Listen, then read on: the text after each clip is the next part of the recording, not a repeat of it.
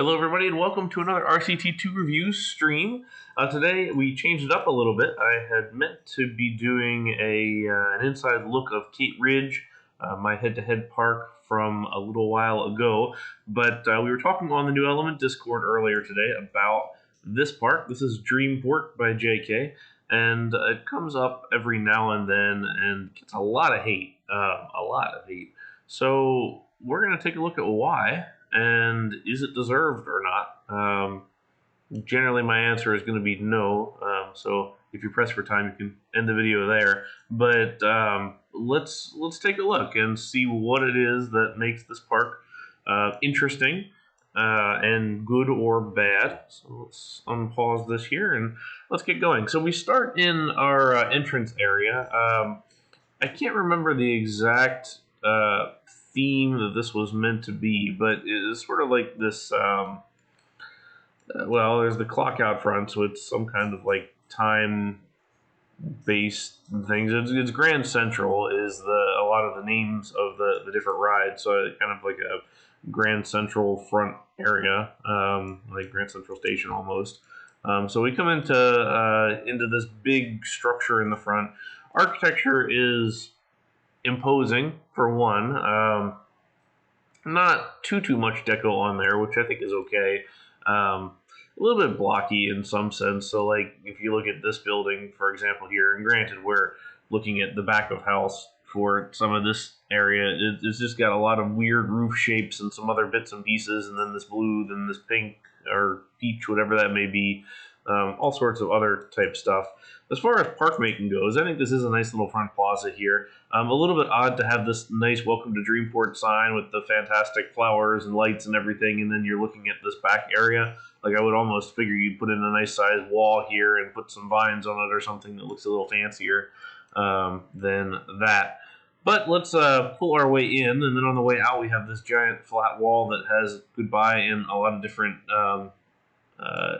names or languages, and then 1, 2, 3 clocks here just in case.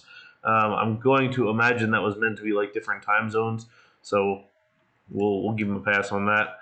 Here's our little information kiosk, which I do like the little eye here for the info kiosk. That's kind of nice, and then the maps rack and things like that. So we come into our front plaza here. One thing that I will comment on is the land variation. So the fact that you're coming in here, you look at it higher up, and then you can kind of step down to either side to view this fountain, and then you go up on either end. I like there's some change to it, even if it's subtle. That's good. So we get into that, and then we have a couple of different attractions here to look at. So first there's this vintage cars ride, which is maybe a little bit odd. It's one of those continuously moving ones, so it doesn't actually take peeps, but it's got sort of a weird, ugly-ish structure, and then 4 different queues for each entrance, so a little bit odd there. And then we have another similar type ride here with 1 queue that splits into 4 spots. This is Flyby, which kind of clever, and then each of the little spots here for the different areas, so not too bad. On this side we have Turbine, a swing ride underneath the cover here. Cover's a little bit bland. I mean, this whole section here is a lot of grays and browns and blacks. I'm not quite sure what the overall theme is meant to be there, but for a nice pink and white and blue little structure or ride under here, I would have thought maybe perhaps a little bit more color there. Then up here we have the Grand Central Copters, which go overhead through a couple of different areas, and then into the building, which I do think this is cool, with the clouds popping out of the side of the building there. And then underneath of it we have the Cops and Robbers car ride, which goes through a little car wash here and around some of these towers through this little building, and I think that's nice.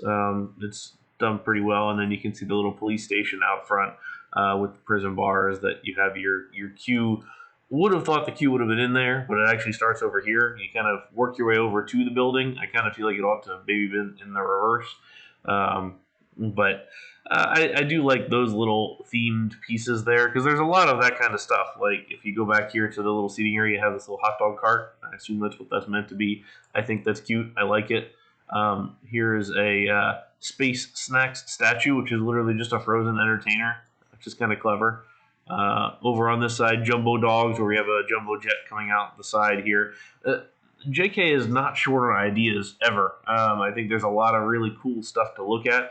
I think really where this park gets a lot of the complaints is sort of the execution of it or the selection of different themed areas within the park.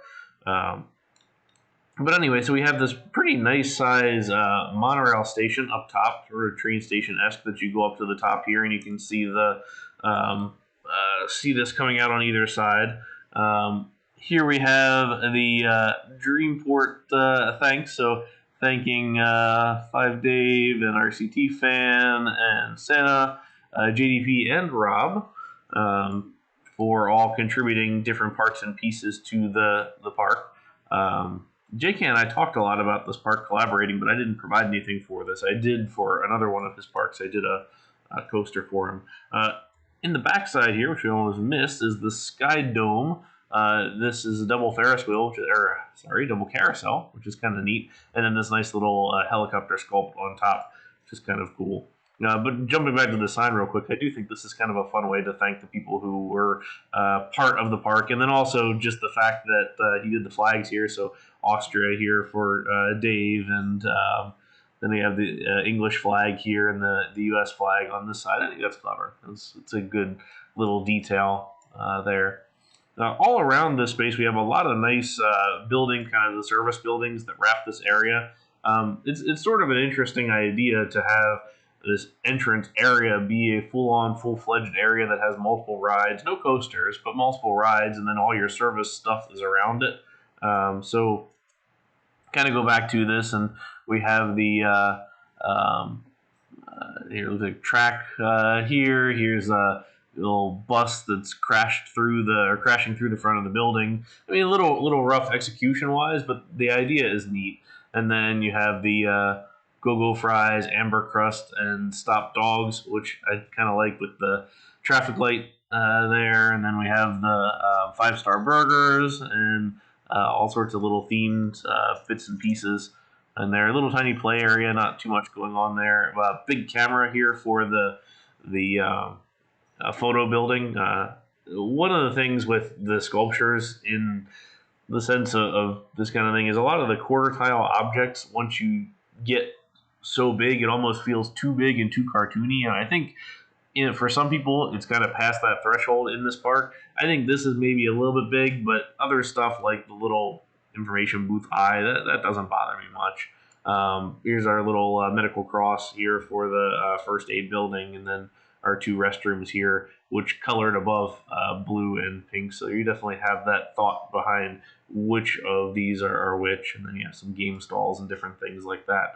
But on the whole, I think I like the front area. It's a little drab for me color-wise, but all the different stuff here, like the little rocket here with the smoke and everything, there's lots of little ideas, and that makes up for some of the lack of execution or use of like this scenery piece for the balloons. So it's a little bit of a mixed bag, I think, but I do on the whole like it. So let's travel into this section here. So this is Agrabah, and it kind of starts off the sort of confusing themes of the whole thing. Looking at this first, you kind of expect all of these to be Disney themed, but they're definitely not. It's kind of just a pick and choose what works best, and JK picked what he wanted to build, and he built it, and I really can't fault that. Like, I have no issues just building what you want. It just doesn't have a great cohesion between everything. So let's look at this area. He kind of did the same thing here as he did in the other areas, and we'll see some of this across the board too, where the whole area is just surrounded by buildings that have a service used to them, and almost continuous string of buildings. Over here it kind of breaks down a little bit, but you can still see them all sort of connecting together in some fashion. So it's really just plaza surrounded by a whole lot of interconnected buildings. And I mean, here, Agrabah being reasonably dense as far as architecture goes with this Arabian-looking architecture, I get why all these buildings are side by side, and it makes a convenient connectivity between the structures, and then also just between the areas. It helps divide everything up because you can theme it one way on this side, then you flip it around, and it's themed a different way on this side. That's a very Disney-esque theme or idea as far as theming goes, and he's taken that across to everything else. All right, so let's jump into here. First thing we're going to look at is go over here and look at the Magic Carpet ride. Pretty nice, pretty impressive look of the ride. Doesn't work, unfortunately. Has the queue line on either side for some reason, so there's queue gates on this side and queue gates on that side, so maybe a little bit unrefined there. I like this use of the different blocks here. They kind of almost look like a curtain being pulled apart. Again, calling out our restrooms blue and pink. Not like a lot of real restrooms do that, but at least it helps to show what you're looking at in the real thing. So here's herbs and spices, a little sales guy, and a frozen staff member. I am a big proponent of frozen staff members because it helps you tell a story without having to put a big sign in the way. I mean, these signs are good, like the sign to the Deep Sea Legends area next, but they can be too big for a lot of things, and it's a really great way to be very distinct and tell you exactly what you're looking at without having to put anything that's big and ugly in there. Here we have a little stage show, which I like. It's a little themed kind of mini version of the architecture in the back here. Done pretty well. And then some structures here, Arabic fries and cooling water. A little strange that you have to climb a little hill to get to the thing and then go right back down. But, you know, so it goes. All right, turning back around, we get to this other side. So we have our Magic Lamp ride, which you would expect. And then a little bizarre area here that kind of looks like, oh, it's seating. Okay, I see that now. With the tables and then the little cushions for the seating. I like the different colors. They do kind of clash a little bit, but the different colors are quite nice. And then this is the Camel Club, according to the little scrolling sign there. So, again, telling us what we're looking at, which I do appreciate. And then we have our little genie here coming out of the lamp. So we have the magic lamp here in the smoking area, theoretically. And then here's genie popping up on this side. All right, so we've been working our way around the coaster here. So let's go take a look at this. So this is Jafar. It's interesting just being named just Jafar. I almost think there needs to be kind of an action associated with it. But this is a B&M vertical drop coaster with a pretty decent sized layout. It feels more like a floorless coaster as far as layout goes because there's way more layout than a typical B&M vertical drop has. But it's a pretty decent layout, actually. Vertical drop, loop, Immelman here over that airtime hill, wrapping up into this mid-course brake run. And then we're going to do a whole lot of different curves and stuff here. No more inversions, but some curves into this trench here that you can go across over the top. And then up and into the brakes here. It looks good. The supports look pretty good on the whole. Again, not necessarily the right layout for this type of coaster, but it looks cool. And this sculpture is hard to ignore. A little bit odd, perhaps, from a rider perspective. This is clearly built for the off-rider perspective, because right here you're looking at the back of this sculpt with just sort of an unthemed tunnel entry. And then you pop out on this side. So this is definitely something for the people that are coming up to take a look at, and kind of ignores the coaster itself. But we have the exact opposite over here, where we have this absolutely gorgeous facade with theming and this like blood waterfall thing and the name and the flames and all that. And you can't even see it because it's facing the other direction. Like, this facade really belongs out here, and then queue around the back and through these areas. This is a really nice camera. This is more in scale to what I would kind of expect from a photo booth type space. But really, that would be my biggest complaint about this whole thing, is this building just needs to be flipped around to the other direction so you can actually see all the hard work and theming that went into that. It would seem odd to me for a park to build this up and then put it the other direction. All right, continue on. We have this little cover area. So this is the Apu Hopper, little frog hopper type ride. And then over to this side, we get to the River of the Magic Lamp, which is pretty cool. And it's a friggin' huge building, really, really big building. Really just a splash boats ride with a little bit of extra. We have our station down here, and then our queue line, which goes up through the various parts and pieces. I like that this is up against the side of the map because this big building is going to overshadow a lot of everything else that's in the space. So here we have a coming off the lift. We're going to have this little bit of coaster element here. I don't think you can see any of it outside. Nope, this is all indoors. So a little bit of a drop, and then we're going to circle around and then have our massive, huge drop here. Hiding the supports within these like blue cloud smoke things almost is pretty neat. And then having the actual water splash here done with the drop is cool. I like that. And then it transitions to the single rail here, which is a little bit of an odd designation for track. I would have almost thought a trough or something could look a little better. But at least there's something there, so you kind of know that there's a thought behind it. This isn't meant to be just a free-floating deal. And then we have our little area back here with some more themed elements, but there's not a real reason to get back here, so you can through this building, over here, up and around, do this, but there's no sign or anything calling you out on this. I would have almost pulled this building out and then created a viewing area here that's not just a seating area, that's just viewing, and then give this a little bit more action to be able to see all of these bits. Here's another lamp here. So this is the genie smoke kind of coming up to the different parts and pieces.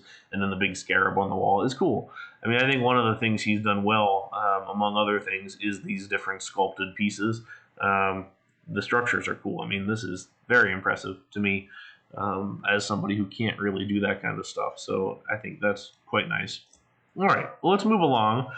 So out of Agrabah, we're going to go to Deep Sea Legends. So we're going to change things up a little bit. So here is another ride, Typhoon in 3D. 3D glasses here with the flashing. That's cool. I think that's neat. The show set here looks a little bit odd, maybe. We have our ship on top at the on top of the theater here with the waves on either side, and then some of the fountains and everything. Almost looking for a little bit more as far as backdrop goes, but I kind of like it. Seasick Inn, kind of clever name. I like that. So here's Smack Sammy the Sea Snail, a little game. Again, just little fun details, just clever type stuff. And then lots of little boats here in the harbor. All pretty much the same, just different colors. Actually, all exactly the same, just different colors, but no issue there. This is neat. I like the octopus here reaching up and over and then through this little area that you can wrap around. I think that's a cool design. And then here's Kraken Jr. So I guess this Kraken Senior perhaps. And then our little fish friend here on the building. Little truck there as well. This is incredibly well done because we're taking a giant show building that houses a show or a ride in this area and theming it to this area instead, so it all blends in and it doesn't look totally awful. It's definitely imposing, and it's not quite the choice that you maybe want to look at, but I think it's done well. So we have our blue sky on the background, and then we have the drop tower that's just attached to this. So this is the Haunted Lighthouse coming up, and then you can kind of look through the glass here before it drops down. And then our little sign here, beware of the water. That's a little disconcerting, perhaps. And then we have our swing ride here, another custom ride that doesn't operate. I mean, around this time, a lot of folks were doing custom rides that didn't operate, and I think it was a nice way to get a variety of rides in, although it definitely was a little disappointing when you couldn't when you couldn't really see anything moving. Like, I feel like I look at this front area, and then we have this one that doesn't operate, this one that doesn't take peeps, this one that doesn't operate. It would be neat to be able to see all of them and take peeps, though granted this park does not at the moment, although, you know what, we'll go ahead and open the park and see if some of the folks take it. Might as well. And then a little bit of an odd choice because all the custom rides don't have a queue. or they have the queue, but not the in-game queue. And all of the other rides that actually operate have the in-game queue. So I think consistency is something that is worth looking into there. All right, so here we have Mako. This is an Intamin Megalite. I believe this is the thing that JDP contributed to the park. Pretty decent layout. We have our cable lift here into a diving first drop, up and over, through here. Let's just follow along. So a little short 4-car train, which is what these use. Steep drop. I maybe would have gone vertical, but works here into this pretty tight airtime hill, and then a low to the ground corner here. We're gonna do right, left, all the way over, and then a couple of airtime hills to the back. It's a good inspiration of the real Megalite layout. They're all kind of stock models there. This one's a custom layout, but not too custom. It kind of follows the similar look of the whole thing, and I like it. I think it's pretty nice. Some of this may get a little bit repetitive with the turns followed by the hills, but on the whole, pretty good. And then so just the single train there, since there's, actually, I don't know why there's a single train. It could be double, but it is not. And then we have our little hanging shark here on the display stand at the front, so a very universal Jaws-esque look. And here's the Jaws theme here with the Jaws ride that it looks like it's just an animatronic kind of going through here, and we have the guy here shouting to get out of the water. Here's Flipper over here, and then a couple of other peeps, and this boat heading to some unfortunate waterfalls. We have our monorail that goes back on this side, and no custom supports on that, which is maybe a little bit strange. It looks a little out of place compared to the other stuff that's so polished, and or at least so completed. Sorry, polished. And then also maybe a little bit of a strange choice that the monorail is pretty short. Like it's literally just the lake edge. I'd almost consider running this through some of the different areas and being able to see all the different stuff. But all right, so and then here's Beach Soda, a little soda shop, root beer float sign, which is a good take on the ice cream shop that you always see. All right, and then Twisted Acres is next on this side, and it says "Not for the faint of heart." We have our little moon here with the clouds in front of it, and I do like that. But we're going to come back to this because I think this is one of the better areas in the park. So let's backtrack over to this side instead. So we're going to take a look at this section. So I'm not quite sure what the theme is on this one. I remember him telling me, but now I just can't recall. But seeing Little Red's Cafe, I'm assuming this is sort of Storybook-esque, Storybook themed. Yeah, seeing here we have Jack and the Beanstalk as our observation tower over here, and a little sheep up here on top of the wall, and so all sorts of fairy tale bits. So we come in and we have this giant flat ride, the Ugly Sisters Twister. Just kind of a fun name, but static, which is a little bit unfortunate because it does take up a lot of space. And then again, we're doing our same deal with Plaza and all the buildings surrounding it. The Plaza's got just different stuff kind of dotted into it. A lot of times you kind of like to have little smaller areas, which we're getting at here. So we have sort of this area here with the centerpiece ride, and then this area over here, which has a little bit of other kind of stuff going on. And then again, building theming on the back side. So we're transitioning out of this side and into this side. Very Disney-esque, maybe not quite as refined as it could be, but I think it's pretty well done.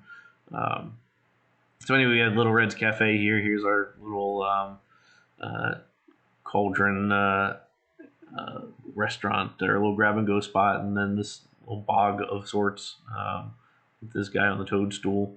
Over here we have Rumpelstiltskin's spinning needle, which is kind of a cool little take on this whole ride here. And then we'll turn around and we can see the big shoe here, which is good. I mean, this amount of detail, like the little apple and things. I mean, this is where JK excelled, and this is definitely what he did best on his parks. Just all the little tiny details. The actual park building polish may not necessarily have been there, and kind of the overall theme cohesion is not there. But on the whole, I think it's pretty good. This layout, though, not necessarily my favorite. But let's take a look. For some reason, we're stopped by the block break, so let's close out of Mako, and then we're going to restart this just so we can have a look at it while we're going. So this is a it's classified as an arrow here. He has called it out. Griffin. Not really following too much as far as arrow type design goes. So typically we'd see a 7-card train. We have this first drop, which I would not necessarily advise with the big curving drops such as that, into a Cobra roll, which is only seen on on Drakenfire, and that's pretty much it. Through a loop, and then wrap around to this helix over here, and then up and do a big drop into the Sidewinder element, around to a double corkscrew overpass naturally, and then this final helix. Some bits of this are fine. I like the end. I think that's all right. I don't necessarily like the rest of it. The Cobra roll, the first drop, I'm not a huge fan of. There are custom supports which are nice. I do believe that the supports that are showing here are some glitchiness in viewing this in Open RCT versus the in the base game. Some of the blockers that just didn't come through. But cool castle. I think that's nice. And then just some of the other buildings and stuff like that. Transfer track here that works. So well done there. There's the train, and then using the 4D coaster for the lift catwalks, which was a standard thing that pretty much everybody did back in the day. Alrighty, and here we're going to transition out into what is not the next area. It kind of feels like it, but we're really splitting this area into two by having this little cut across.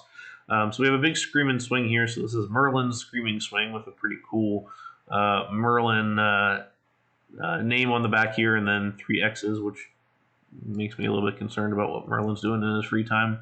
And then we have the Cow Jumped Over the Moon, which I loved this ride. This was maybe one of my favorite rides in the whole park before, because it tells the whole story. So we have the moose sign on here, and you come through and have the white and the brown and the black cars, and then the cow literally jumps over the moon at the end with the hill here. So this is the kind of storytelling type ride that I just love, and I think is really well done. And back here we have in the middle, this is a target shooting ride. So this is Robin Hood, utilizing the little steeplechase cars. So we go through this pretty sizable area with the pathway that cuts through. I kind of do like that you can actually give some viewing across to some different stuff. And then we pop out. Here's a little brown section here. We're going through the mud.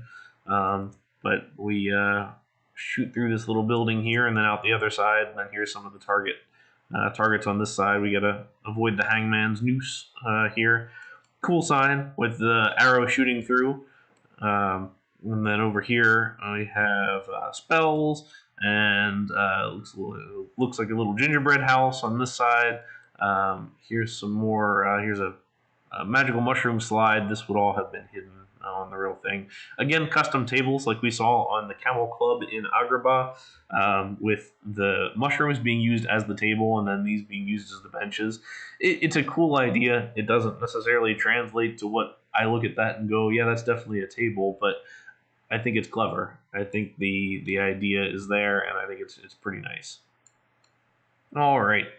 So let's keep on moving through, and we have the little gingerbread man here with 2 big mallets at this game, and another 5-star burger location. So here is another one that we also saw on the front. So I kind of like that the burger place has franchises throughout the park. And then a couple of little spray shoots here. It almost looks like a little Smurf or something there that you're shooting at, and then the music notes here. So this is Puss in Boots Fast Track.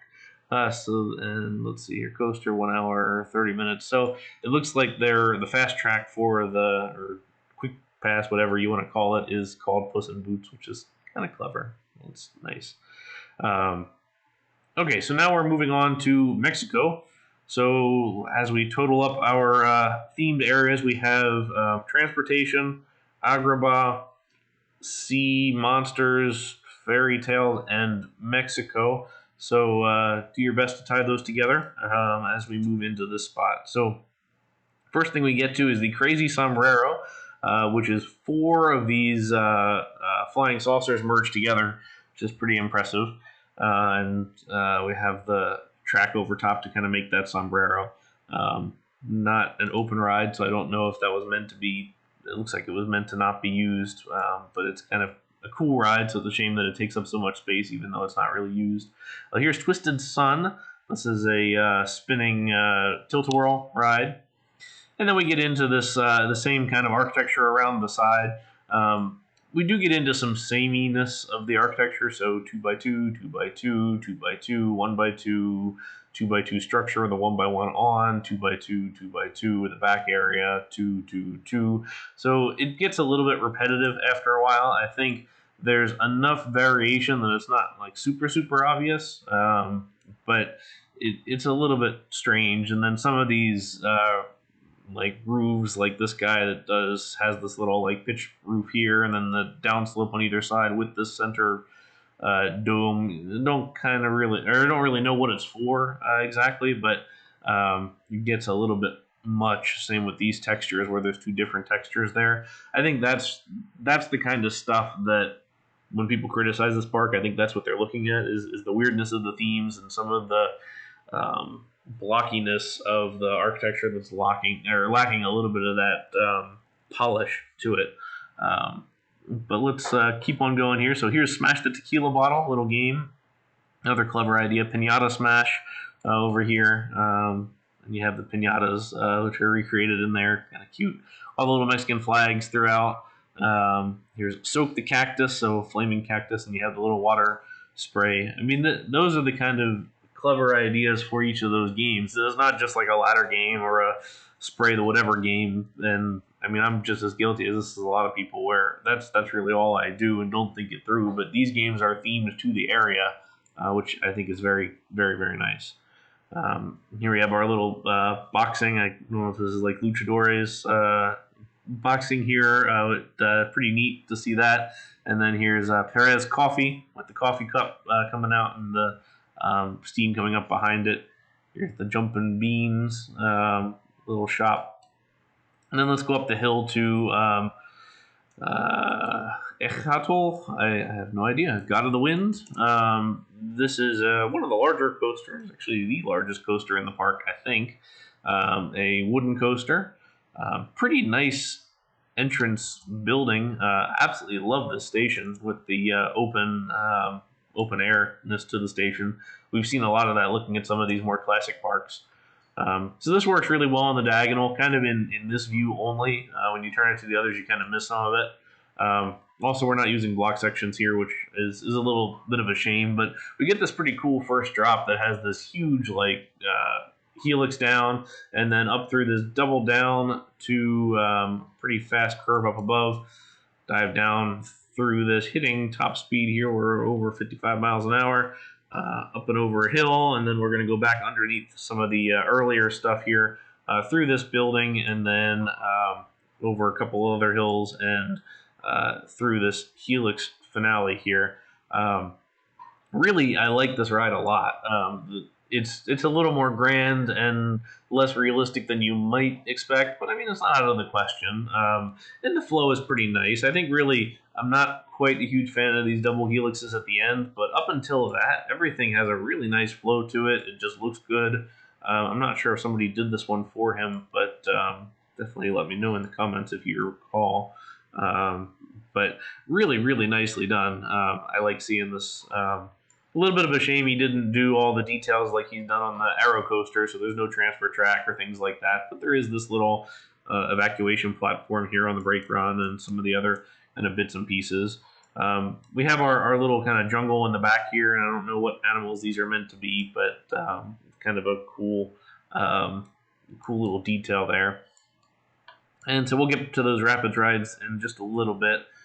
Here we see our monorail shooting through all these buildings up top.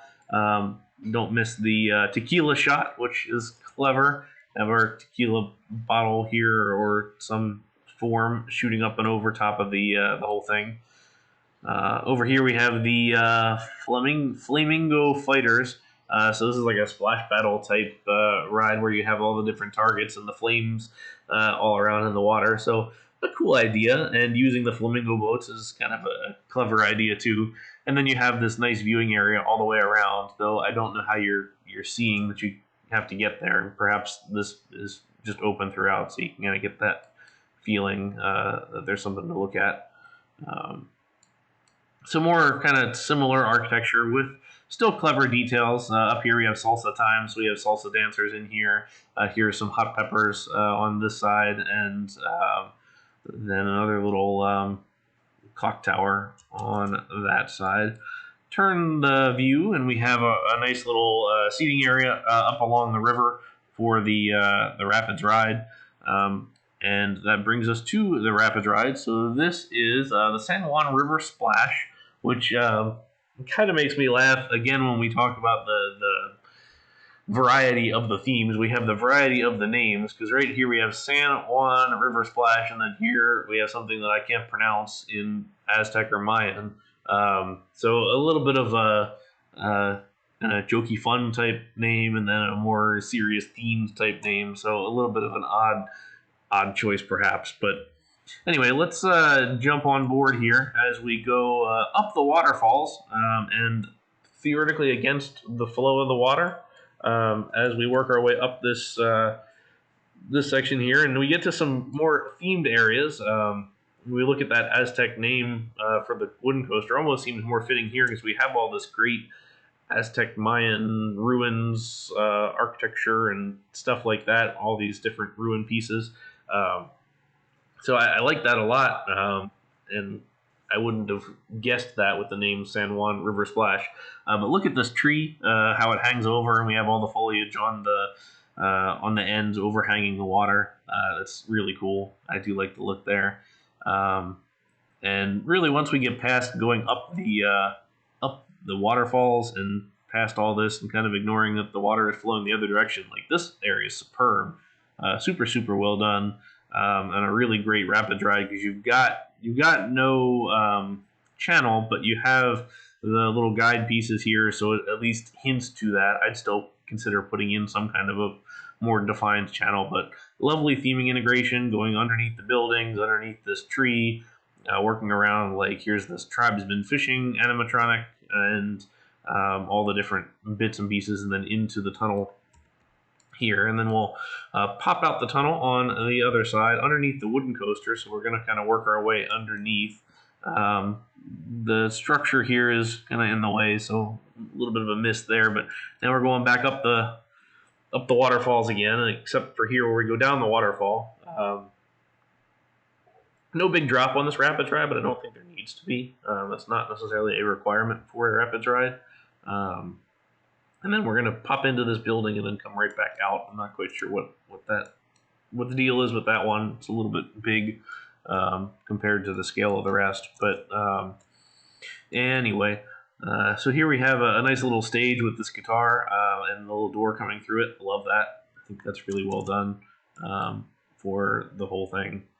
And then we have some of the, so here's the attracting people to the show guy who's frozen there. And then just some of these other themed facades on all of that.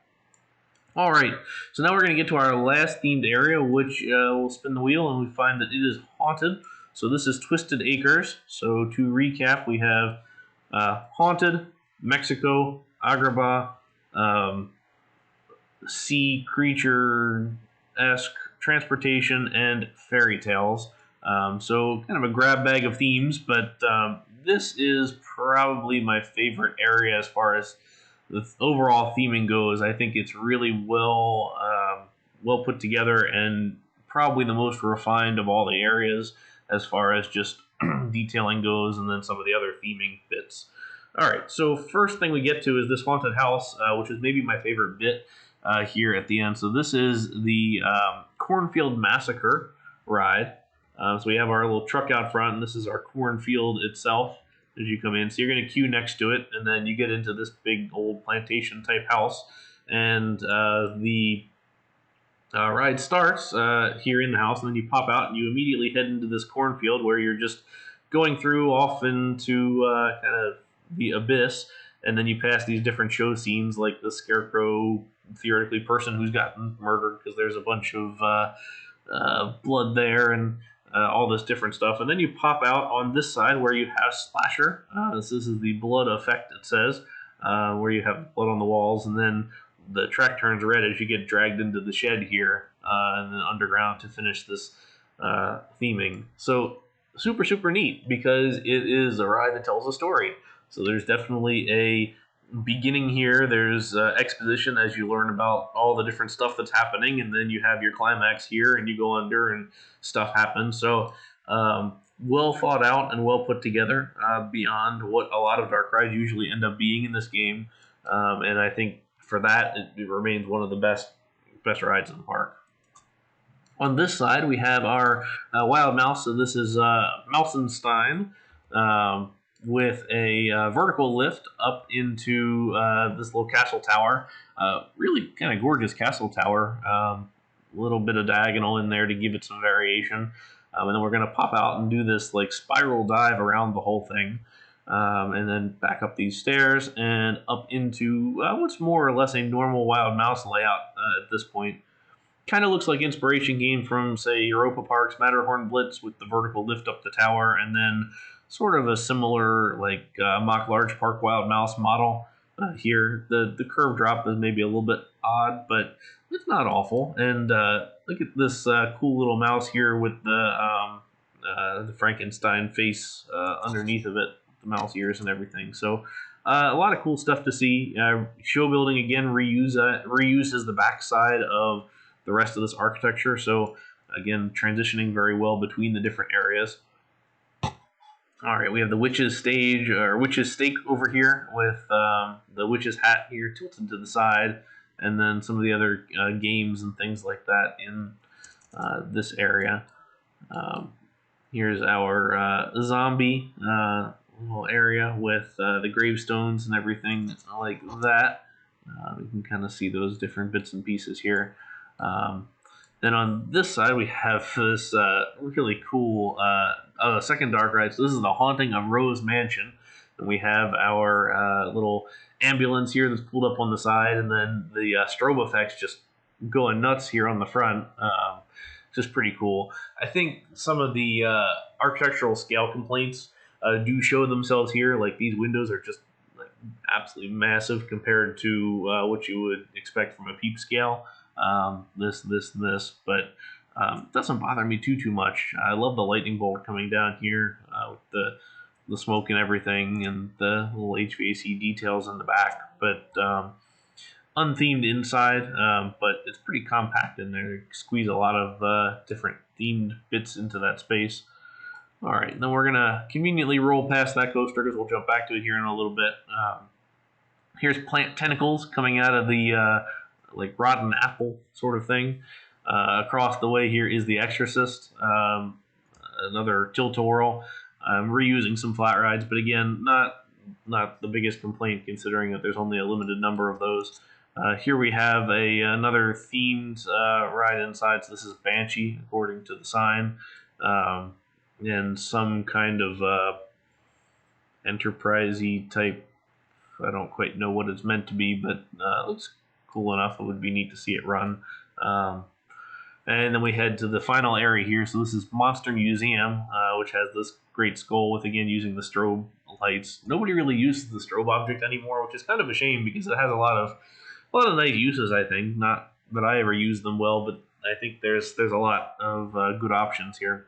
But the Monster Museum is this uses the broom object. So this is the mini suspended flying coaster. So this is a flying museum as you go around all the different parts and pieces here through these pretty big buildings, and then you kind of pop out on the sides and you look through. This is neat, using the queue through some of the show scenes that the ride also goes over top of, so you get that interactivity between queue, show, and ride, which is well done. and then into the landscape here, which I think this landscape is just meant to be a really highly decorated show building, based on how you can kind of see the roof stick into the show building itself. So I think that's pretty well done. I'm a big fan of that. Here's a little guillotine here. This is a skeleton statue instead of the panda, which it is. So that's kind of funny. Funny use there. Inside here we have the zombie combat simulator in this little arena-looking building here. And then this is fun. Is a little stick your head through the hole and get your photo, like you see at a lot of theme parks. With Thriller, it says, so Michael Jackson and the zombies and all that. Again, pretty well done. So let's look at this coaster. This is a little forced, just looking at this straight off with the pretzel loop coming over and then kind of hopping up and into the things. This flying coaster is Lycan. So we're gonna drop out and then come around through the just outside the building here and head up the lift itself. So let's hop on board. Slow lift for one. I'm not quite sure why at 4 miles an hour, but no worries for that. So let's take a look. I think this is probably the best coaster in the park. Very flying coaster-esque. So we're going to start with this great drop off the side of this hill and then hug the hill as we curve around over top of those graves, up and down and through this big zero-G roll, back down through the building, up and around, and another dive down and through the structure here. A lot of good path interaction. Go back through the station building, under the brake run, and up into the pretzel loop here, utilizing the 4D coaster, which is the best way to do that pretzel loop, and then up and into our final here, final helix, and then into the brake run. Only the one train, so it would have been nice to have 2 trains transfer and all that kind of stuff, but on the whole, a nicely themed space with the purple and the orange, I think, stand pretty well against each other. And then just more fun details like this skeleton here that's got the stake through it in the rib cage, which is actually the directional sign for the area. So I think that's, when I think about JK's work, this is the kind of stuff that I remember more than anything else, is all those little details and kind of fun just designs and thoughts behind each of the things. Like, he clearly thought out each and every one of the little game stands here. He thought out each one of the restaurants, and it has a name and probably a storyline behind it, and usually some kind of little iconography that you can see, like the witch's hat here. It's just really well done as far as that goes.